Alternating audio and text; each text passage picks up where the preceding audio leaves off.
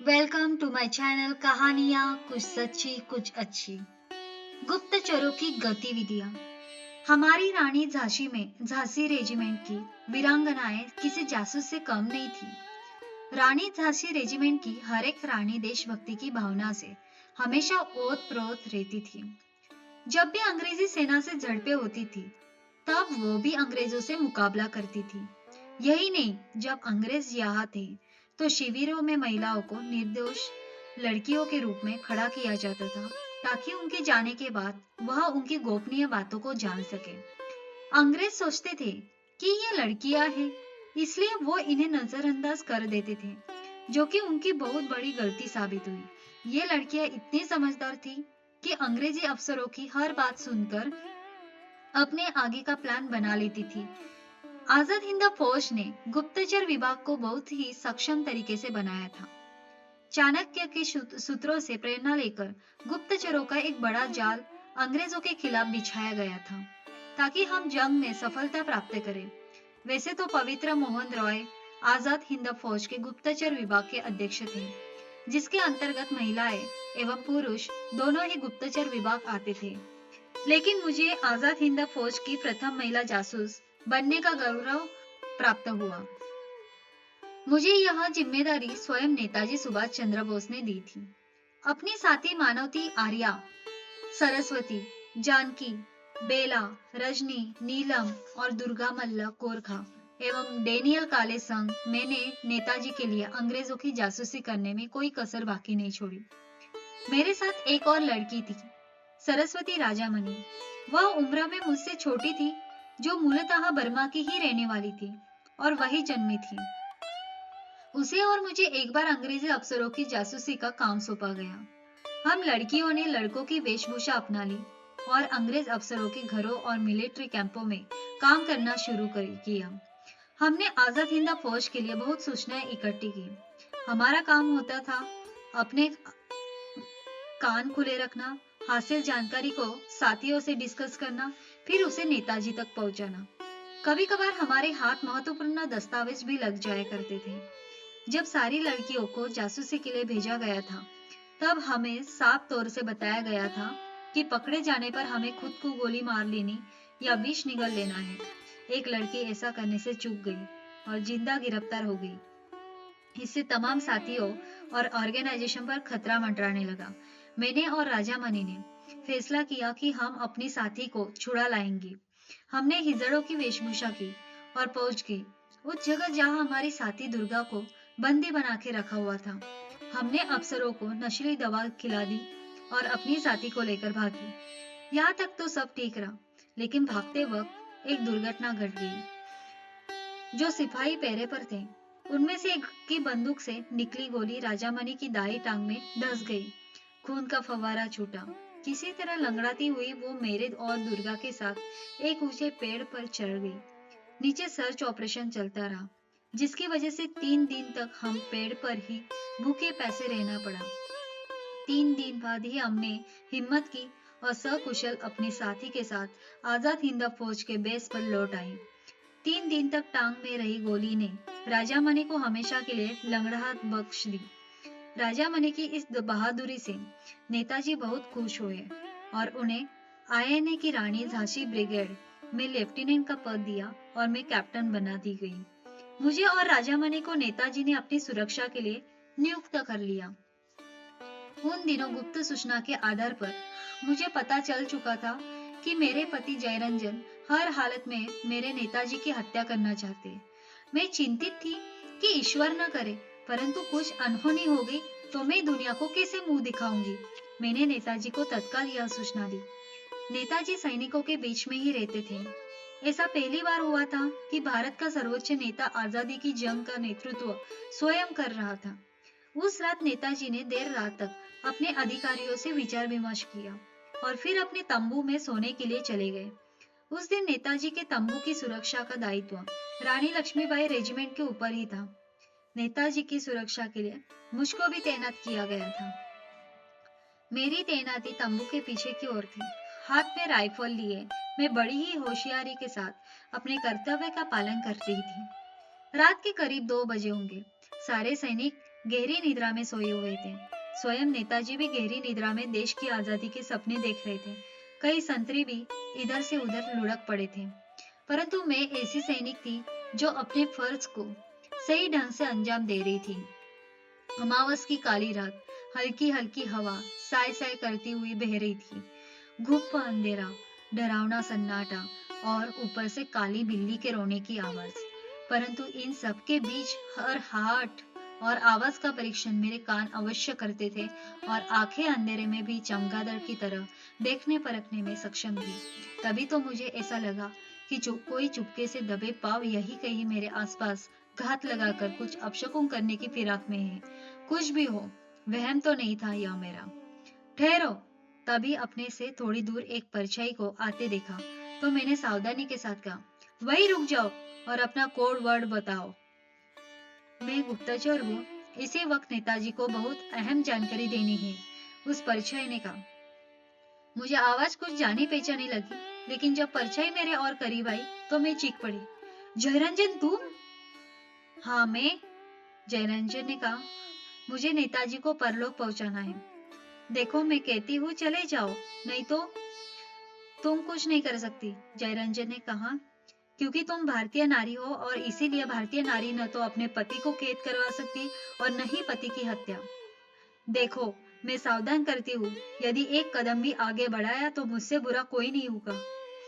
और अगर मैंने नेताजी को परलोक नहीं पहुंचाया तो मेरी नौकरी तो जाएगी, कैद मिलेगी सो अलग। तुम आजाद हिंद फौज में भर्ती हो जाओ, यह दुनिया की सबसे बेहतरीन नौकरी होगी। दुनिया की सबसे बेहतरीन नौकरी? श्रीकांत जयरंजन ने कटाक्ष किया। अंग्रेजी बागियों का साथ देकर काला पानी जाना है क्या?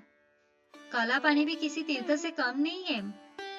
बकवास बंद करो और मुझे अपना काम करने दो, कहकर श्रीकांत ने जैसे ही नेताजी के तंबू में घुसने की कोशिश की और नेताजी को मारने की लिए गोलियां दागी तो वे गोलियां नेताजी के ड्राइवर निजामुद्दीन को जा लगी। इसी दौरान मैंने भी अपने पति की बगल में राइफल की संगीन घुसेड़ते हुए कहा, हे ईश्वर, इस पतिहंता को क्षमा करना। परंतु जयरंजन भी बड़ा ही सावधान था। उसने अपने को संभालते हुए अपनी रिवॉल्वर की 2 गोलियां मुझ पर दागकर मेरी बिंदी और माथे का सिंदूर हमेशा हमेशा के लिए मिटाकर मुझे परलोक पहुंचाने का इंतजाम तुरंत ही कर दिया था। शुक्र था गोली मेरे माथे पर नहीं लगी। एक गोली मेरे कान में छेद करते हुए निकली थी और दूसरी गर्दन के बाहरी हिस्से से, और रुधिर बहने लगा था। मैं अचेत होते हुए जय हिंद कहती हुई नश्वर शरीर छोड़कर स्वर्गधाम जाने को तैयार एक नए सफर पर अचेत होकर धराशायी हो गई थी। एक ऐसे जैसे तूफान में दरखत उखड़कर खाई में गिर पड़ते हैं टकराकर। जयरंजन का क्या हुआ या उसने क्या किया, अब मुझे कुछ पता न था। मौत कैसी होती है, किस्से कहानियों में हमने पढ़ा है। मौत हसीन होती है। मौत वो महबूबा है जिससे एक न एक दिन मिलन हो ही जाता है। हम उसे चाहे भी तो टाल नहीं सकते। मौत तब आती है जब आपके सभी दुखों का अंत हो चुका है। मौत हमें हमारे इस शरीर से मुक्ति दिलाकर एक नई शुरुआत की ओर ले जाती है। पता नहीं ये बातें किसी ने कब कही होंगी या किस किस ने क्यों कही होंगी, पर मेरे अनुभव से तो मुझे यही लगता है कि मौत हसीन होती है। जब गोली लगने से मैं नीचे गिरी तो मेरे दिल की धड़कनें बेहद तेज हो गई थी, मानो वो रेस कर रहा है। मेरा सिर चकरा रहा हो, मानो वो चक्कर गिन्नी बन गई हो। ऐसा लगता था जैसे मेरे सिर पर 2 बड़े छेद हो गए हो और मैं अभी मरने जा रही हूँ। ये वो समय था जब मैं मरने जा रही थी और अपनी मौत को निकट से देखने लगी थी। शायद ये मरने से पहले के इंसानी शरीर का तकादा होता होगा कि वो आने वाले सफर के बारे में दिमाग को बता दे, जो अगले ही पल शून्यता से गिरने वाला होता है। दिमाग को पता चल जाता है कि वो भारी मुसीबत में होता है, जिससे वो खुद को बचा सकता है। मैं मरने वाली थी और कोई भी मुझे सुन नहीं रहा था। अचानक मुझे लगा कि मैं रंगों में घिर रही हूँ। अजीब से दृश्य मेरी आंखों के सामने तैरने लगे और यही से मेरी मौत की बात या फिर गोली लगने से बेहोशी में सपने का सफर तय हुआ। मैं अपने शरीर को छोड़ चुकी थी। मुझे सबसे पहले गीले बादल दिखे। कुछ ऐसा दिखा जैसे हम टेलीस्कोप से अंतरिक्ष को निहार रहे हो। कई तरह के रंग एक दूसरे में समाते जा रहे थे। कोई शोर नहीं था, कोई आवाज नहीं थी। ये सब मेरे आसपास हो रहा था और मैं इसे सिर्फ महसूस कर पा रही थी। ये सब मुझे बेहद खूबसूरत लगा। ऐसे लगा जैसे किसी ने मुझे ऊपर खींच लिया हो। मेरा पूरा शरीर फेफड़े के माफिक लगने लगा। अचानक पूरा शरीर गायब हो गया और तभी मुझे महसूस हुआ कि मैं अंतरिक्ष में हूँ। अचानक रोशनी दिखने लगी। भव्य नीले रंग का प्रकाश था वह, जिसे सारी दुनिया का प्रकाश वही आ गया हो। मुझे किसी तरह का आभास हो रहा था कि मुझे कोई खींच रहा है। मैं खुद को देखने की कोशिश कर रही थी, पर मैं वहां थी ही नहीं। वहां अंधकार का नामो निशान न था। चारों ओर प्रकाश ही प्रकाश। लेकिन प्रकाश में तो यदि कोई इंसान हो तो उसकी परछाई दिखाई देती है, लेकिन मेरी तो यहाँ कोई परछाई थी ही नहीं। वो पहला लम्हा था जब मैं चौंकी थी, पर मैं डरी नहीं। संपूर्ण एवं भव्य प्रकाश में मैं प्रकाश को देख रही थी, लेकिन अपने आप को देखने में असमर्थ थी। बस मुझे यही यहाँ जिसका आभास हो रहा था वह थी शांति, प्रेम, ऊर्जा और सौंदर्य का अनंत सागर। मानो मेरे पास नेत्र ही थे। शरीर था या नहीं यह मुझे याद ही नहीं। इसके बावजूद भी मुझे अकेलापन भी नहीं लगा। वहां और भी थे जिन्हें मैं देख नहीं पा रही थी, पर वो थे क्योंकि वो मुझसे बात कर सकते थे। वहां मेरा स्वागत किया जा रहा था और तभी सब कुछ रुक गया, मानो सब कुछ एक दूसरे में समा गया हो। वो उस अद्भुत प्रकाश में विलीन और एकाकार, सब कुछ शून्यता से भर उठा। कोमा या बेहोशी में मेरे स्वप्न की आखिरी बात जो मुझे याद है वो ये कि मुझे अचानक ही कहीं ढकेल दिया गया हो। ये चौंकाने वाला था, पर मैं खुश थी और तभी शायद मैं वहां से विदा की जा चुकी थी। धरती पर मेरी रुकी सांसें चलने लगी थी, क्योंकि नेताजी सुभाष ने एम्बुलेंस बुलाकर मुझे अस्थायी सैन्य अस्पताल पहुंचाया। परंतु नेताजी भी आश्चर्यचकित थे। डॉक्टरों ने उनसे कहा कि आपने इनको लाने में देर कर ली। इनकी मौत हुए करीब 15 से 45 मिनट बीत चुके हैं। पर नेताजी नहीं माने और बोले, प्लीज वीरांगना को बचा लीजिए, इसके देश को आवश्यकता है। और तभी मेरी सांसें चलने लगी। इस 15 से 45 मिनट के बीच का सफर मैं आपके साथ साझा कर चुकी हूँ। वो मेरे लिए अनमोल लम्हे थे, जिन्हें सिर्फ मैंने महसूस किया। मुझे होश आया तो नेताजी ने मुझे बताया, घायल जयरंजन मेरे तंबू में घुस पाता उससे पहले ही हम जाग गए थे और अन्य संतरी भी आ गए थे। अब वे इस दुनिया में नहीं है। मुझे खेद है कि आप विधवा। मेरी आंखों के सामने वे पल आने शुरू हो गए जब जयरंजन से मेरी शादी हुई थी। हम हंसते खेलते मटर गश्ती करते और दोनों एक दूसरे की बाहों में समा जाते थे। और फिर वे पल दृष्टिगोचर होने लगे जब उन्होंने मुझसे मेरे नेताजी को मारने के लिए जाल बिछाया था। नेताजी ने मेरे साथ माथे पर हाथ रखा। उनकी आंखों से अश्रुधारा बह चली। बहन, तुमने मेरी रक्षा के लिए अपने पति के पेट में संगीन घुसेड़कर उन्हें परलोक पहुंचा दिया। तुम सैनिक नहीं, कोई देवी हो। तुमने नागिन बनकर मातृभूमि का ऋण चुका दिया है।